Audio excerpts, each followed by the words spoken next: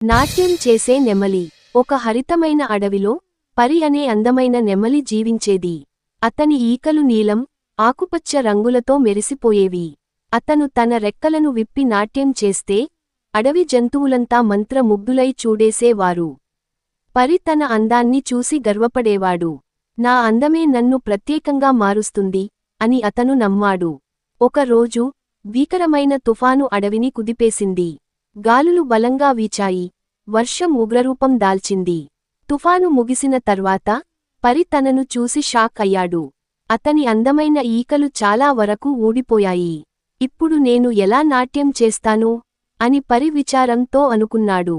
తాను ఇక అందంగా లేనని భావించి చెట్ల మధ్య దాగి ఊరికే ఉండిపోయాడు. అప్పుడు చిక్కి అనే చిన్న చక్కెరపిట్ట అతని దగ్గరకు వచ్చింది. పరి, మేము నీ నాట్యం మిస్ అవుతున్నాం.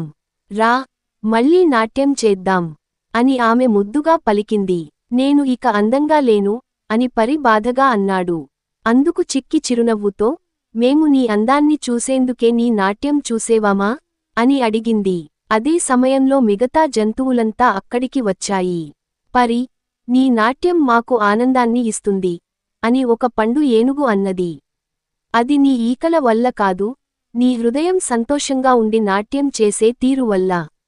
ఈ మాటలు విన్న పరి కాస్త ధైర్యంగా ముందుకు వచ్చి తన రెక్కల్ని అలా ఉన్నట్టుగానే విప్పి నాట్యం చేయడం ప్రారంభించాడు. అతని నాట్యం చూసి అడవి మొత్తం సంబరంగా మారిపోయింది.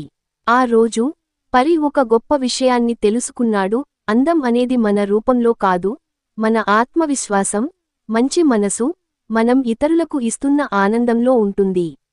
ఆ తర్వాత పరి మళ్ళీ తన ఈకలు తిరిగి రావాలని వేచిచూడలేదు. ఎందుకంటే అతను అర్థం చేసుకున్నాడు, నిజమైన అందం మన మనసులోనే ఉంటుంది. నీతి: నిజమైన అందం మన హృదయంలో ఉండే ధైర్యం, ప్రేమ, సంతోషంలో ఉంటుంది.